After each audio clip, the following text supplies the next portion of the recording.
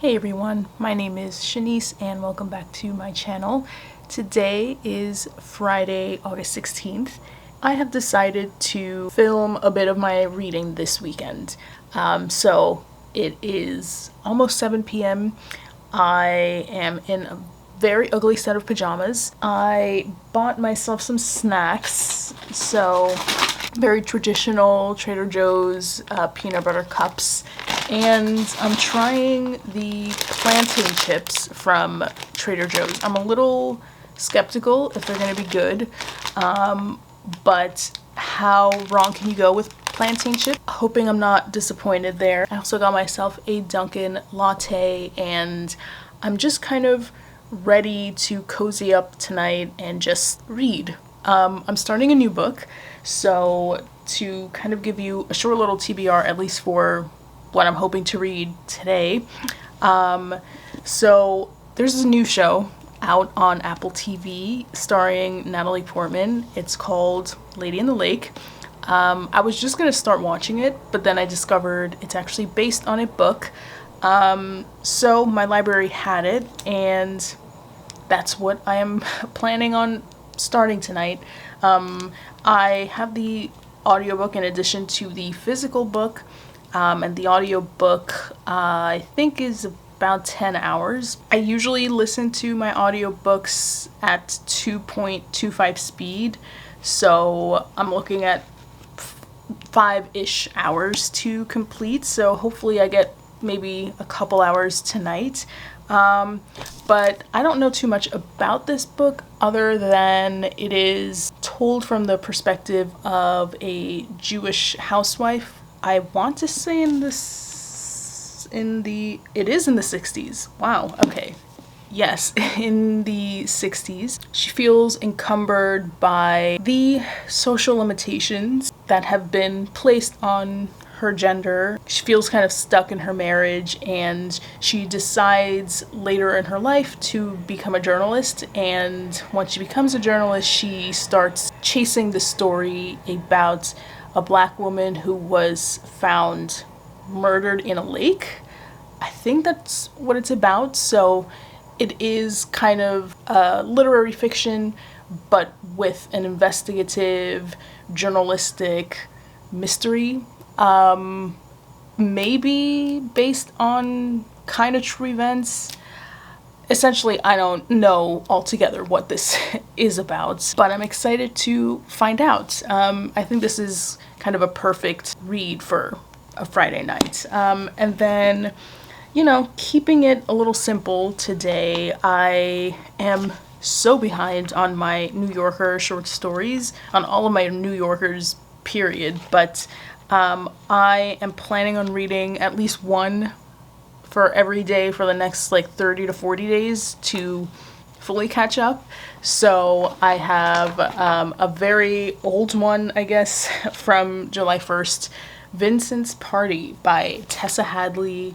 So I'm hoping I can read that one, and if I'm just feeling really productive and even more ambitious than I thought I would be, then I think I'm going to check out this week's short story, which is Jobless by Donald Barthelme. Yeah, so I am kind of ready to get started, so I'm gonna cozy up, get everything ready, put my candles on, go to the other room that has the AC blasting because it is so humid outside, and yeah, just begin a very comfortable, cozy reading weekend. So I will check in with you all in a bit.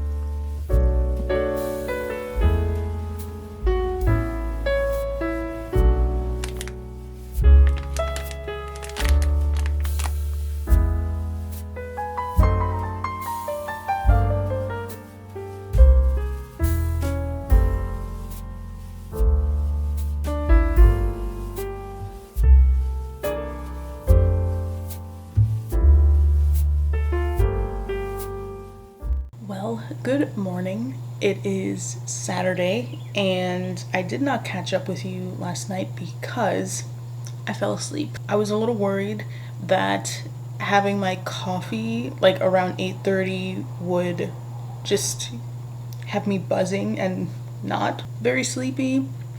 Had the opposite effect on me, so I don't remember when I fell asleep, but I can tell you I woke up at around 1:30 a.m.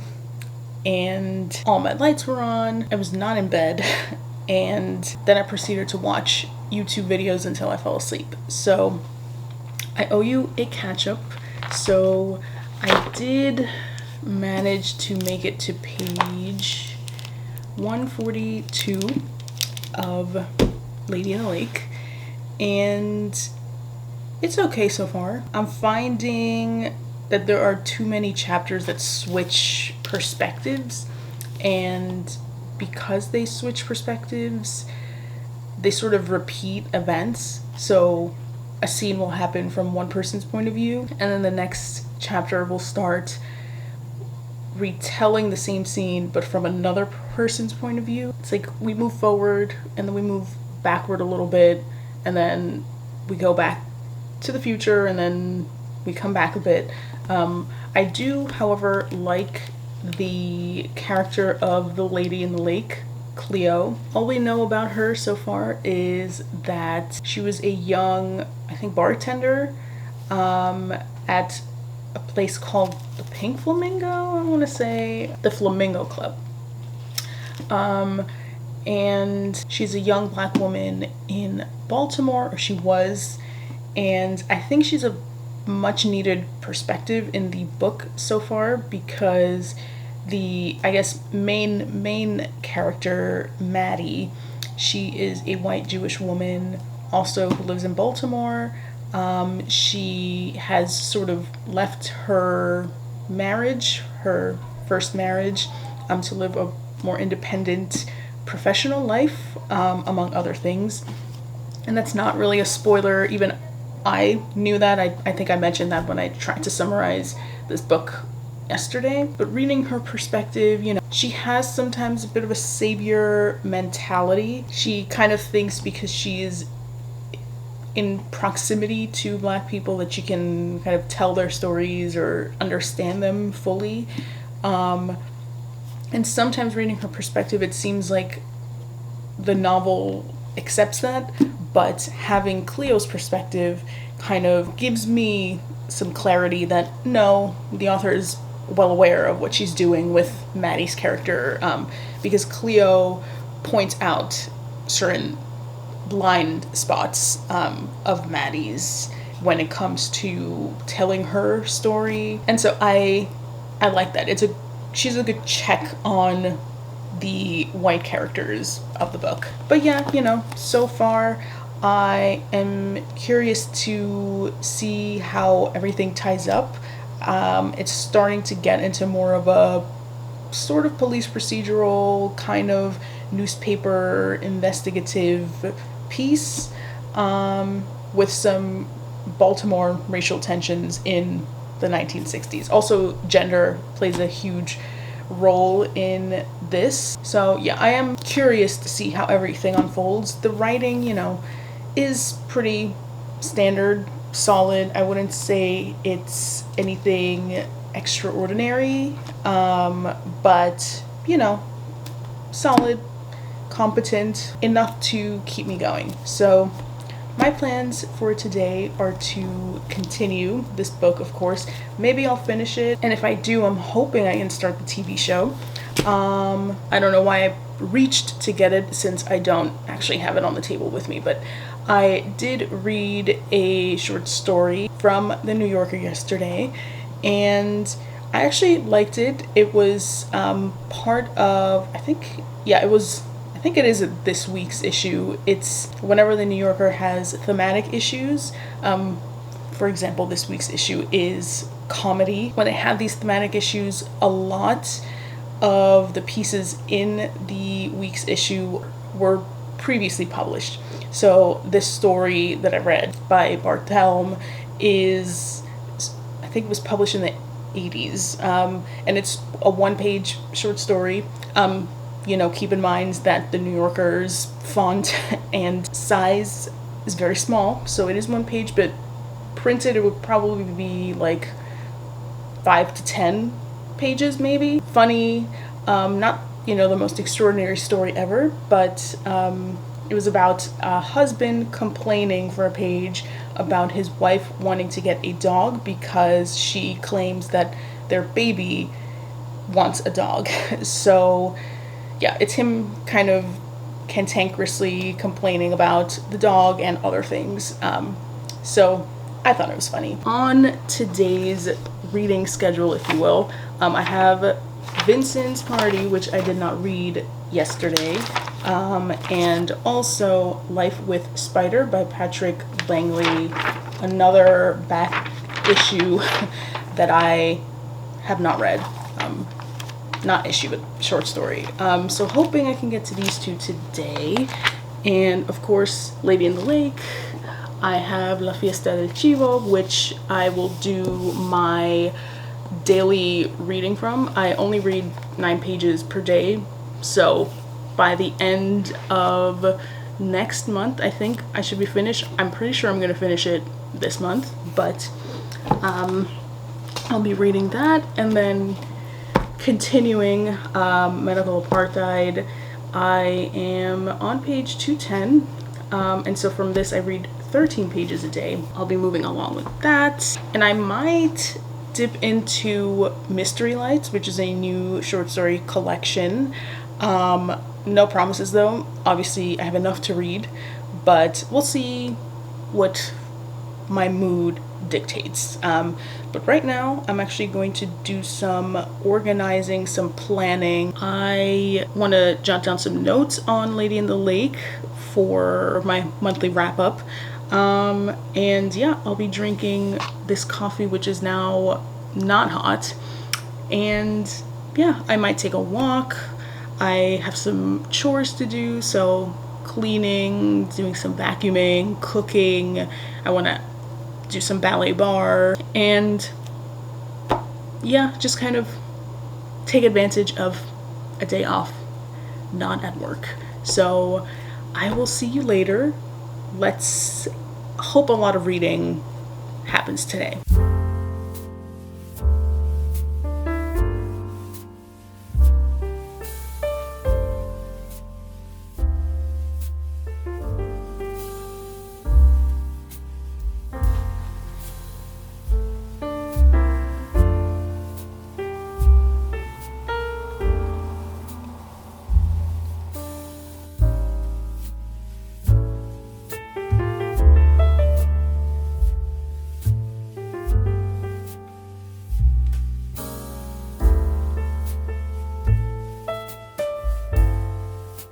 Hello everyone, it is Sunday, 2:03 p.m. and I in fact finished Lady in the Lake. I think, okay, I gave it 2.5 stars. So it kept me interested. There was enough character development and story that, kept me going and did make me want to go back to the book and pick it up and figure out what was going on. I just don't think it ultimately paid off in the end, the way the story unfolded. Maddie as the main character is really infuriating. I did mention yesterday that she kind of came across as a white savior, and she is definitely putting her career first and using the people of color and just the people around her just as like next steps to get to the next position in her career. It was really disappointing to read, but I did listen to a bit of a podcast thing that was at the end of the audiobook that I was listening to, and it featured the author. So Laura Lippman, she says one of the things that she was trying to explore here was the idea of cultural appropriation and how she, as a writer, can use voice to explore different people's identities. So she does write across gender and race and class in here. And she says she's conscious of that.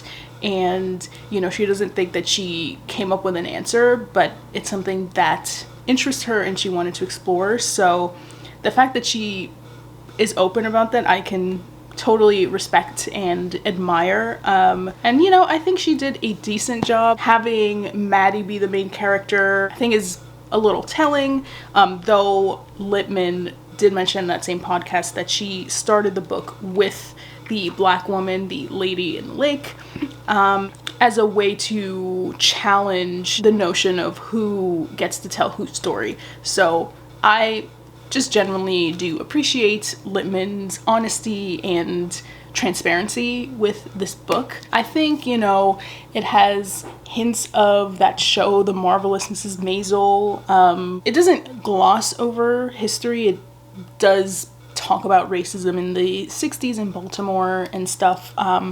But I just don't know how much I believe that somebody like Maddie would just be so open to everybody who is different than her. How genuine that would have been for someone like her in the 60s, I don't know. And I think The Marvelous Mrs. Maisel kind of is like that too. I didn't love the ending.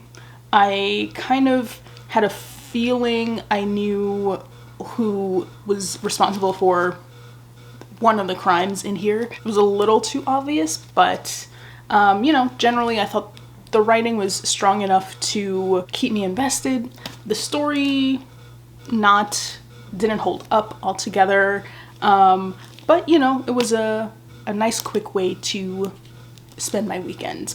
And so, though right now I've paused Gilmore Girls episode 20, season 7. I have like 2 more episodes, well, 3 including episode 20, but 3 more to finish this season, and then I hope to start Lady in the Lake, the Apple TV show, starring Natalie Portman as Maddie. And yeah, I will report later today when I close off this vlog, just to talk to you about the few episodes that I hopefully did manage to watch of that. Other things, other little updates. I did read the 2 New Yorker short stories yesterday that I had mentioned. And then today I read this one, Finisterre by Kevin Barry. Did not like.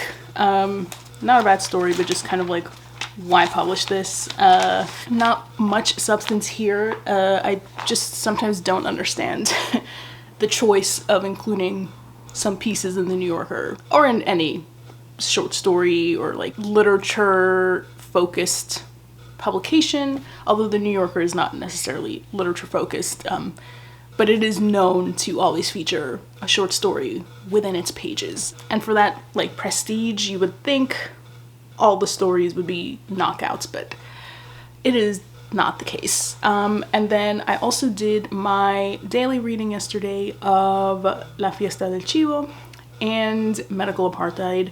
So yeah, I'm good on those challenges. And so my plans for the rest of the day, I mentioned watching some episodes of Lady in the Lake. I also am kind of in the mood to randomly start reading Percy Jackson. I have the ebook, a free ebook of the first book, The Lightning Thief. I have never read the series before. I have never watched the movies. I think there was 1 or 2 that flopped. I never saw them.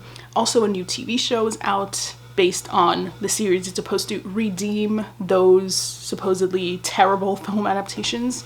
But I don't know, it seems like light and fun, and it's obviously for a younger audience. So I think I can manage to get through it pretty quickly. Also, you know, it's 2:10 on a Sunday. The work week is coming, and I feel like reading this book will just keep me in a peaceful-ish mood before the tortures of the work week commence.